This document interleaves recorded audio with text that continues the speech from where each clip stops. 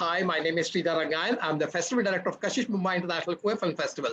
And today we're going to be in conversation with the director of the film Marry Me However, which is screening at KASHISH 2021, which explores the lives of Orthodox Jewish LGBT members who willingly choose to marry heterosexuals and raise a heteronormative family, obeying the rules of their societies while denying their own identities. It's a very poignant film. And today we are in conversation with Rabbi Mordechai Vardi, who is a fantastic director. He has basically been heading the screenwriting department at Malay Film School for 20 years, and he's a rabbi in real life too. So he's going to be speaking from personal experiences and also experiences of making this particular film. And to host the Q&A today, we have SHANKHAJEET, the National Award-winning filmmaker, who is also teaching at the filmmaking department at Sir Aurobindo Center for Arts and Communication. And we are really indebted to the Embassy of Israel in New Delhi for supporting the film and helping bring Mr. Vardi to the conversation. Thank you for making that happen. And over to you, SHANKHAJEET, for the Q&A.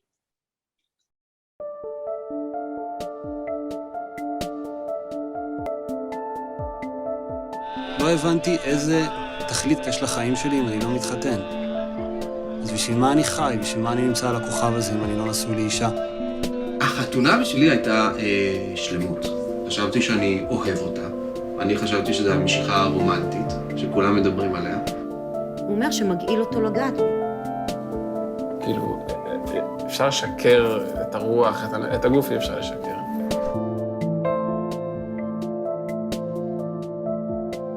מה, לא תהיה לי משפחה? אני לא יהיה לי שולחן מלא ילדים כמו כולם? יש את הגבר שהוא צריך להתחתן, הוא צריך להקים בית בישראל, ואת סטטיסטית, וזה לא משנה מה את מרגישה. ואם את תחווי אי פעם איך זה כשגבר נמשך אלייך, אם את תחווי פעם איך זה כשמישהו משתוקק אלייך. לא, את לא תחווי את כל זה. לא העליתי בדעתי לפני החתונה מה זה אומר, מה זה יהיה מבחינתה. אני רוצה אותך, ואתה לא פה ואתה לא בא אליי. אתה היית כאילו אהבת חיי.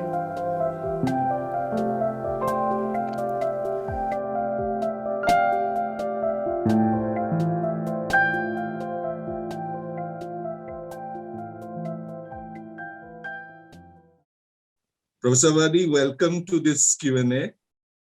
I had the opportunity to watch the film thanks to KASHISH Film Festival, as well as giving me the opportunity to meet you personally, though virtually, but to get an opportunity.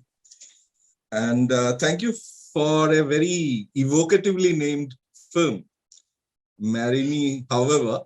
I'd like to actually, first of all, I'd like to begin with, why did you name the film that way? What was your thought? I thought I wanted to make a film because I knew these people personally. 20 years ago, well, my first meeting with LGBT was 40 years ago when my friend, he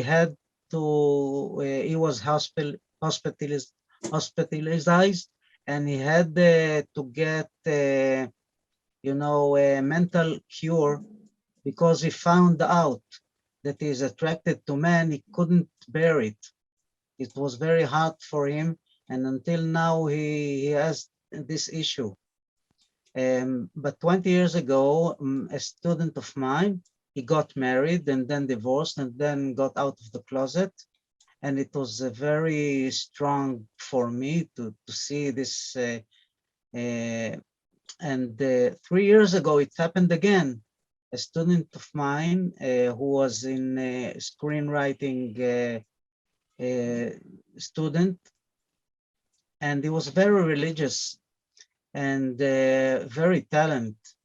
And he got married with a very religious, devoted woman, and he's a son of a rabbi, and he had 2 children. And then I opened the Facebook and I see that he is very, very exciting writing about his getting out of the closet and divorced and practicing Judaism, a Jewish religion. So I called him and I said, let's meet. I want to understand what's going on in this issue? And we sat for a few hours, and I heard his whole story, his whole denying his identity and convincing himself that it will be okay if he will get married. And he's very trying to get therapy of converting his to be heterosexual. And it didn't work, but it gave him the idea that maybe if he just get married, it will be okay. So when I heard this story and it connected to the stories I had before, I said to him, listen, this is a very strong issue.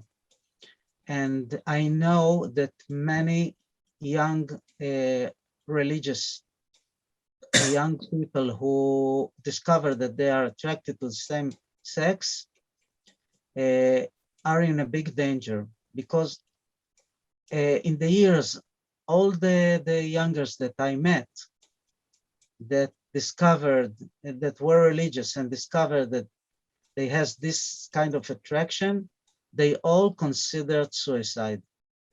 There is no one who didn't consider it, you know, not all of them try to do something, but it crossed their mind that maybe this is the solution, because they couldn't see any other solution.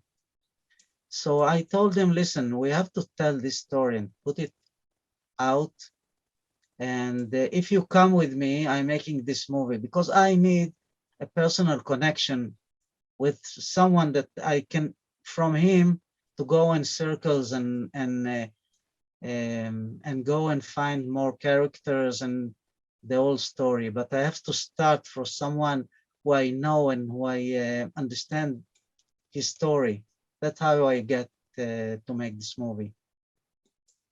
Okay, and so what I understand that the film's name, "Marry Me However," is because of the however means, it means, you know, this guy who I'm talking about, when he met his girl, he said, listen, I have this problem. I am attracted to men. And she asked, okay, but are you attracted also to me? And he said, yes. And he thought that he's right, because really they have a very good connection. And he never had any sexual experience. And really he waited for the other date, and he wanted to meet her because they were very good friends, very close. So he's just telling her, marry me however I am attracted to my same sex, but anyhow, marry me marry, however. And many times the girls say, okay, you have some kind of problem, what together we can overcome. You know, in our religion, they avoid any touch, any physical interaction before marriage. So really you can imagine, they can imagine that it will be okay after the marriage, and they even success having children. Yes. But when the years go by, the problems come out. The incompatibility. But it has been quite poignantly told that the interiority of characters, what they went through, and I think it was, I was quite wondering that actually you let these people who are primarily also religious and are still struggling, I felt, and they allowed to be filmed, because many of them mentioned that they could not even have word to talk about it. I mean, when they realized it or things like that. And I think the word for gay is homo, what I understood of the language. there are a lot of interactions within the film where they say, did you use the word? Did you use the word? It seems like in a regular conversation, this word did not come up. It was not okay to come up. I can relate to it because many traditional societies, many Orthodox societies, the word doesn't exist. Even in India, in many families, the word would not be used. That particular word would not be used even today. So, but what's very striking, Professor Vardhi, that I have been, there was a Israeli film festival in Delhi way back around, I think, 20 years ago, organized by the Israeli consulate of Delhi. And there were few films. It seems like to me that there is a very, very considerable part of the society who are fairly religious and yet want to engage with religion to actually find their position within religion. And this is another film, and my first reaction was, oh my God, it's still there. Perhaps tradition are very slow moving cultures, things culturally don't change very soon. However, I personally felt that the women who have opened out in front of you and the way you have scripted them to be there in the film, to bring their voices, the purity and in reflection that a certain amount of innocence that they didn't know. And while they're angry about their own situation, but somehow they understand their husband's position. And I want to know whether actually it was like that in generally, or in the edit, you kept those characters who are like that, because the anger could be against those men. But in the film, yes, I put two things. Once, the word homo or homosexual means that it's a kind of identity and it defines them.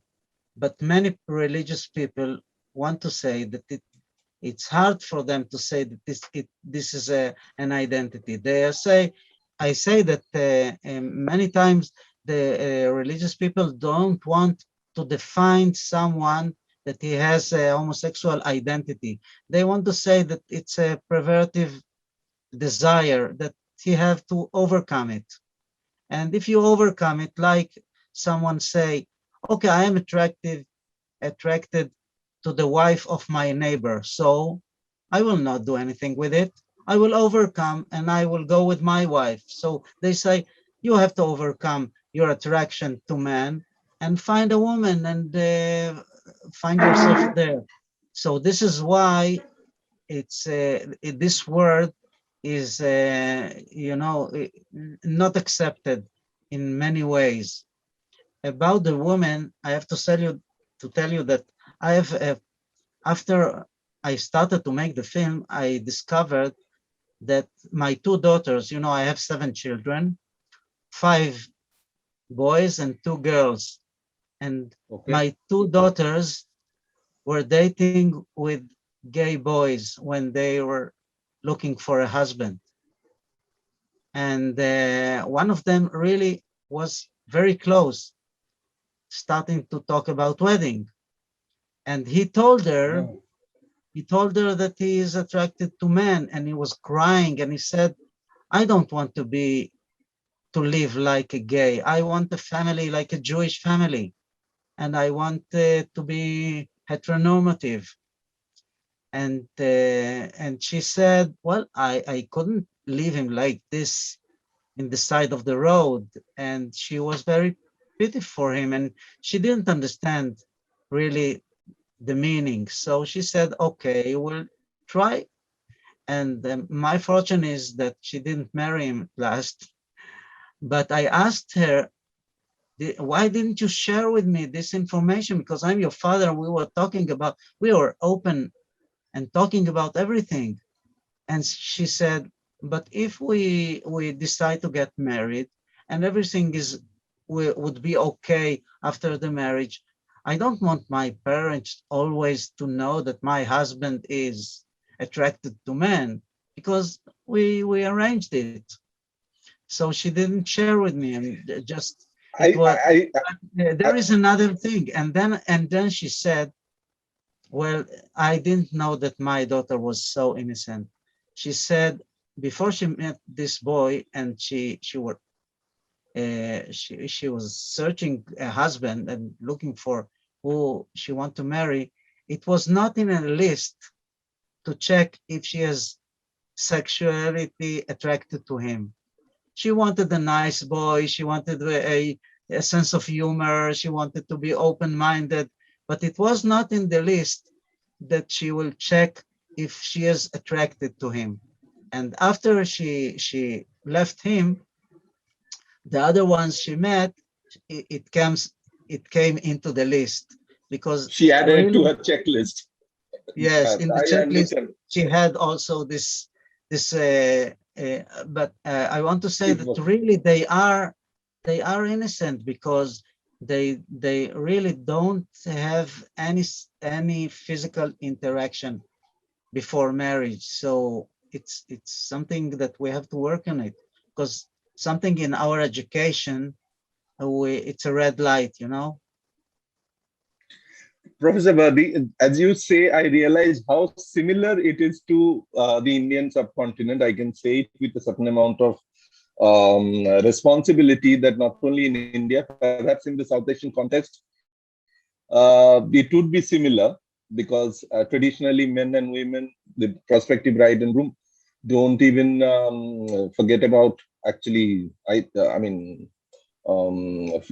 being physically intimate, spend some time together. It is mostly actually, even I think in recent time, in last couple of decades only, the conversations over telephone has been allowed or accepted. Otherwise, it was always through choices. In fact, the one you mentioned about your daughter is very much there in the film, and I found it quite a poignant, point to be noted. Is one of the wives mentioned that I knew it, but I would not have said it because it would affect if the marriage worked out, quote unquote, she said. And yes. I felt that was quite a telling moment.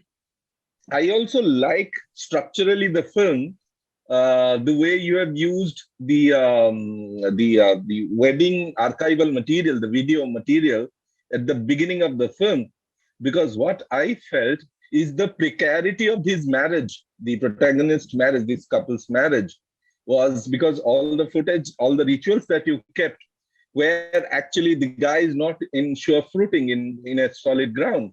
And I found it quite interesting that you almost cinematically set it up, that how precarious the marriage is going to be for the particular film that you are dealing with. And also, yes, I felt also there is another device that you used, which I really liked, and it comes frequently at opportune moment in the film, is this: you spend time with the characters in their cars when they're driving. And they do something, we get to know not only to the characters, what they're saying, the interiority, the dramatic structure of your film, on which the movement becomes almost a certain amount of movement of the character's life. I wonder that how did you devise that plan? Did you do it, or you decided it during the edit, or you had planned it? I'm asking as a fellow filmmaker, how did you actually plan it before shooting? Yes, you know, my method is that I'm shooting with my daughter. She helps me, and we have two cameras, and I have a lot of footage. I'm shooting all the time because it doesn't cost me. I'm with my camera, and my daughter, she helps me, and I have a lot of shooting. And I wanted in my film, you know, the homophobia is mostly by people who never knew closely an LGBT. They just heard of them, and they think they're kind of weird, or sometimes monsters. And I wanted to see their life, for people to meet them closely by the screen. That is not they can feel safe because they don't meet them face to face, but by the screen. And from there, they can see that we're dealing with people who have high morality. They are very sensitive, intelligent. They are normal, normal or more than normal people. You want to be their friend. So I wanted to cover their life wide, in a wide perspective, and to really to meet them, not only their hard story, but also to meet them, to see how they deal with their children, to see how they work, how they just live, and to understand them from inside. And I think that this can help very much. Someone told me that this is a cure. This film is a cure for people who are homophobe. Yes, who had homophobia. For this film is like a cure for them. Okay. Also, I think actually the film in certain way is also targeting, or rather actually targeting is not too strong a word, is also consciously bringing the teachers in yeshiva, the rabbis, in certain way. There is a long discussion where I found it very interesting that actually in certain rabbis, religious preachers and teachers, there is a psychiatrist, and he makes very persuasively a very strong point, and he keeps on speaking that whatever you say, and there is a lot of diverse opinions come up. I looked up for you after watching the film, Professor Vardi, and I found an article somewhere where it introduced as Rabbi Vardi. So I wanted to know, are you yourself a religious preacher? I don't know how it works in your country or culture, but are you yourself a religious teacher? Well, actually, I'm a rabbi, and until the age of 40, I was only in religion area. I was a rabbi of a community, and I was a teacher in yeshiva. And in the crisis of 40, I got to filmmaking. And I see. Okay. And until now, I'm a rabbi of a kibbutz, a kind of village near Jerusalem. And in my community, there are 200 families, and I do both. For me, it's the same. The filmmaking is kind of dealing with moral issues and issues about existence and identity. So for me, it's kind of religious searching. Okay. Now it makes a lot of sense, because my question was that actually almost the film is addressing to the religious establishment, that the way, because there is a multiple interpretation of Torah and other scriptures, as I realized, and I knew it from before, that whether it actually condemns or it doesn't and things like that. And I think there is a whole spectrum of preachers who have different opinion about it. And you bring that into the film very, very clearly, and very rightly so, because I personally would not understand is the right word. My journey has been that if religion created or tradition created trouble, I get two kicks to tradition. That is how I dealt with my own sexuality. But over a period in time, as I'm aging, I'm realizing that that's not necessarily the only way. I find it very tiring, and that leads to a next question. It is rather outside the film per se, but on the society, Professor, is that in a country like Israel, in the film there is a conversation regarding having babies, because marriage only will produce babies.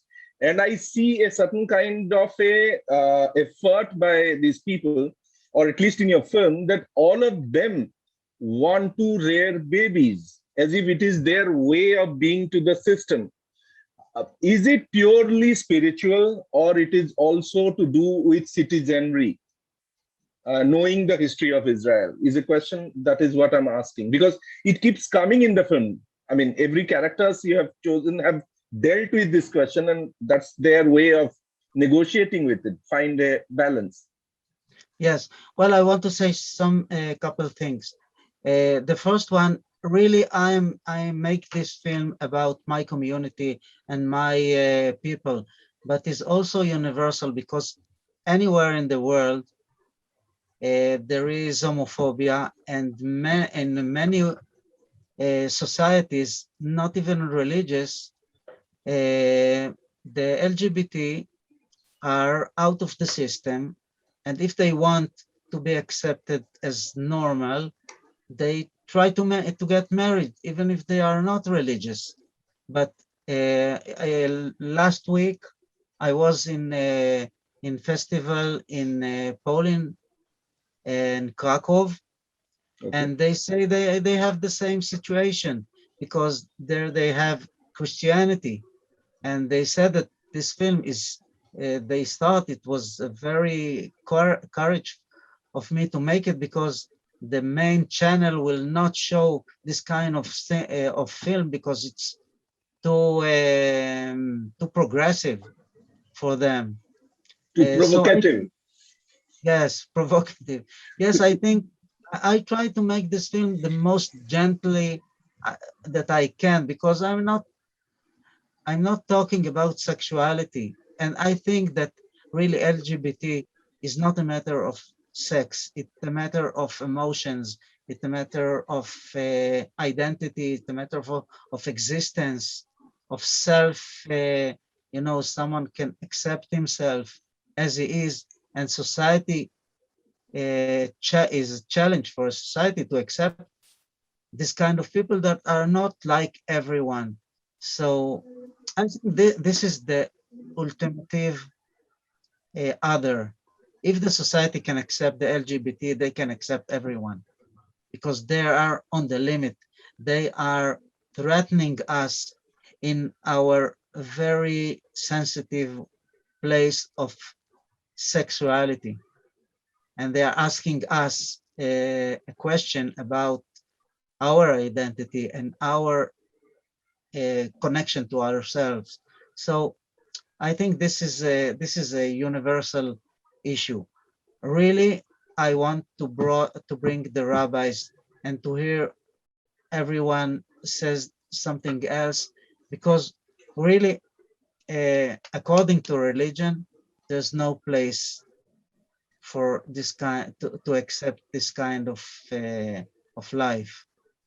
But I want to tell you that young people, very young people, because of our attitude to LGBT, they ask, is religion really relevant if they don't accept these people? So if I want Judaism to be relevant as a rabbi, I have to say, I can look these people in the eyes and say, yes, I know this is your identity. And I have to search and find some solution for your life. What I have to say, I cannot say, this is what I wanted to say, that if in our toolbox, we only have one solution, go make it, have a therapy and get married, so we are not right. We have to find other tools, how to guide them to how they can live their life. And I think it can be in any society, that we have to see them, to understand these people, and to accept them, although they are different from us. Professor Vardi, I at times, not rather during your conversation, I'm at times wondering that how would have been the film, have you turned the camera on you? Because many of the things that you say as mine are addressed in the film, where some characters or others are telling, especially the point that there is a point where a rabbi says that the question is not of the person who's asking, the question is of me. How am I going to address this question? And Yes. I thought that was a very, very powerful and a very progressive moment for the film, because usually the rabbis or any spiritual organization, religious organization, and people are looked as solid blocks who are not ready to move an inch from their position. Whereas there was one character who was telling that actually the onus is on me, because how do I interpret it? And I thought it was one of the very powerful moments of the film. There was another moment which I thought was very powerful, which is only time it comes, is the lady who got married at 19. She and her husband sit on a sofa and they talk, and at the end, the husband very softly asks a hug, and they hug, and both of them are still very, very emotionally overwhelmed by that moment. I want to know, how did you devise that structure in your film, or it happened, you didn't know this is going to come out? I didn't have a clue about it. I stood behind the camera, and I was shocked to see this. And for me, it was well. I'm happy that the camera was on a stand, because if I would carry it in my hand, it would fall down. Really, it was very strong for me. And then I didn't hear, because only when I make the mix, I heard by their wireless that he said, "I love you," and she said, "I love you too." And I didn't hear it when I was filming, because they were whispering. And yes, this was very strong, and I think it tells the whole story, because we have two people, and they like each other. They don't, and they have to divorce just because one of them is not is not attracted to the other, and really it's not fair. This was my big discovery, the story of the women, because I didn't imagine how strong it is. And as more I met women that were married to gay people, I more and more understood how powerful, how much damage it make for them. I met a woman that said that after some years, she couldn't go and buy herself a dress, because she felt she was so not attractive. So why invest in a dress? So she couldn't get a dress. She got from her husband. So somewhere something is wrong with her. And this was someone who her husband didn't tell her before the marriage, and she didn't know what's the problem. She thought that she is the problem. And many of these women really had a great trauma, and many of them couldn't get married again because of this trauma. So we have to save our daughters, Okay, if we, the religious leaders, we want to solve the gay boys and say, go and get married and try it. Maybe it will. Maybe you can do it. But what about our daughters? For a subject like this and a film, your film was fairly, how do I say,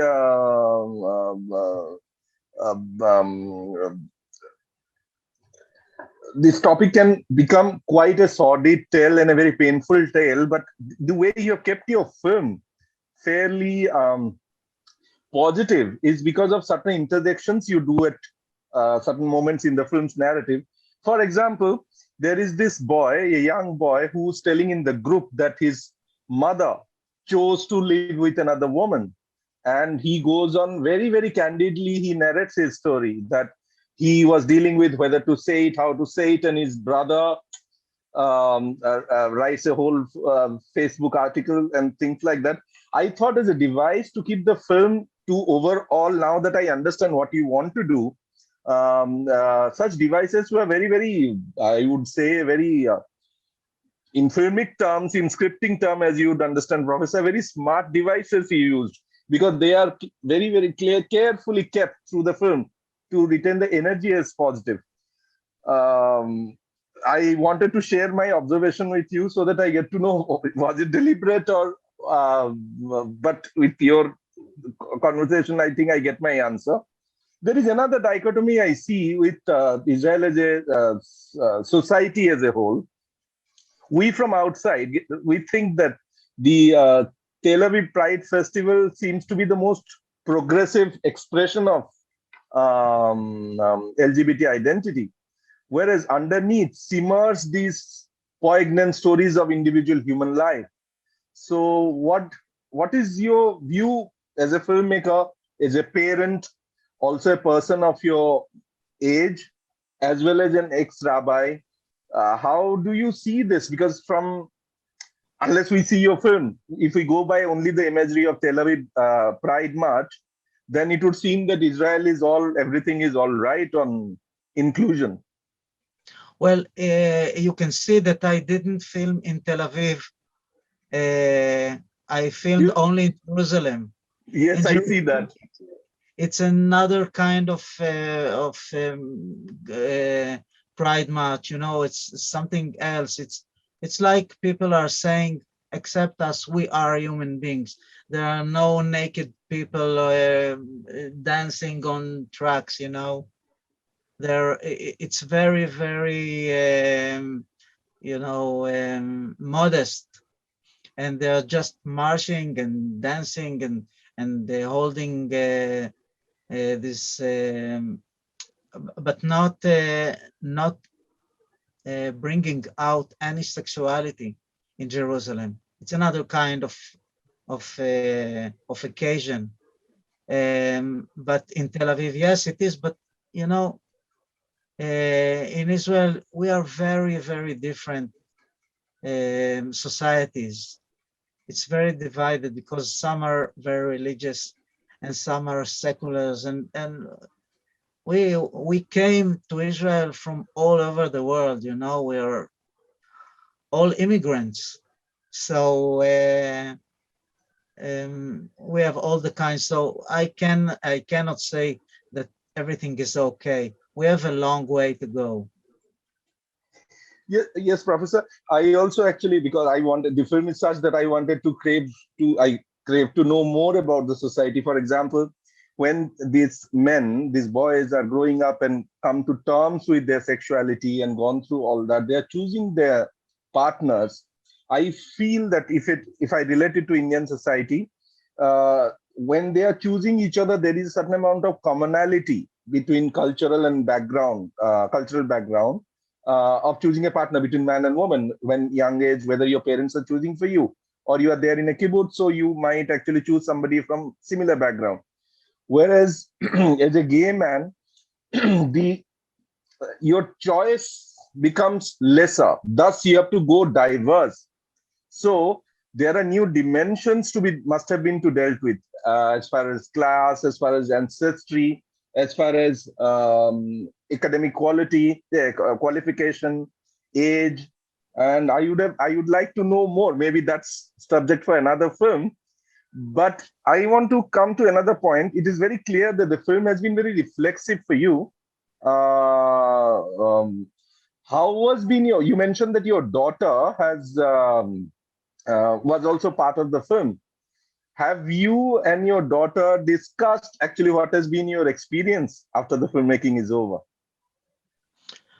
Well, yes, and I can tell you that my other daughter, I told you, she also was dating with a gay, very religious, but when the film came out, he already left the target of getting married with the girl, and he got out of the closet, and he wrote a long post in the Facebook, and in the end he wrote that he have to share with everyone. Hello. I was dating with the daughter of Rabbi Vardi, so he wrote in the Facebook that he was dating with my daughter. And after, well, we are talking about it all the time.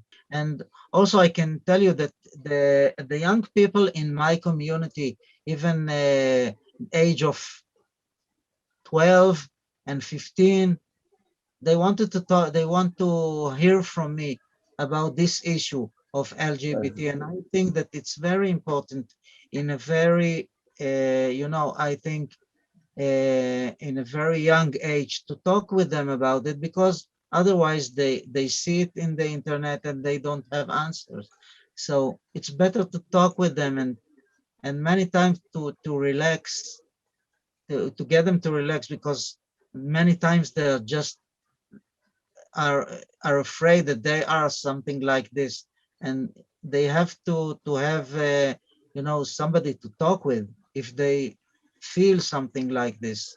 It's very important for educators, and I show this film sometimes to educators in Israel here in the religious education. And really they thought that it's important that they have tools to deal with this kind of what they are doing. If some of their pupils are coming and said, I have a problem. You know, that is one of my first, the moment the film ended, that was one of the first few feelers that I had, was one of them that is a great conversation starter. I'm very glad that actually this is being utilized. You are utilizing in your country and your kibbutz and your students. Also, this will be my last question. We are running out of time, almost toward the end of it. How has the film been received internationally, Professor? I mean, in the sense that where have you sent and where have you screened them, and how been if you could tell a little. Well, really the film was in Bulgaria, in Poland, at in India in several ways, but the most of the times it's in the United States. It's like a fire going from a place to another. Many Jewish film festivals in the United States all the time. Yesterday I had a Zoom with Cleveland, and today I have another one. All the time in the United States, the Jewish communities find it very very important, so it goes out in all the festivals, Wonderful. I wish it much more success and hope the film, as you mentioned, that the film actually cuts across, it's universal because it deals with a subject which is universal. It goes to all of the places in the world, and the film's quality is it's a great conversation starter to talk something which is otherwise people are uncomfortable. I wish you all the best, Professor, for more films, as well as for a wider audience for this film. I'm sure people in India, when the film is screened, would love it, and it will also raise a lot of unsaid questions, as the film has done for your characters. Thank you very much. I enjoyed very much talking to you. My pleasure. It was a pleasure to getting to know you and your point of view. Sridhar? Thanks a lot, Shankhajit, for this wonderful conversation with Mr. Vardi. Rabbi Vardi, you are an inspiration. You're making films, you're teaching films, and you're also teaching religion and spirituality. So thank you so much for joining this conversation and talking about your film.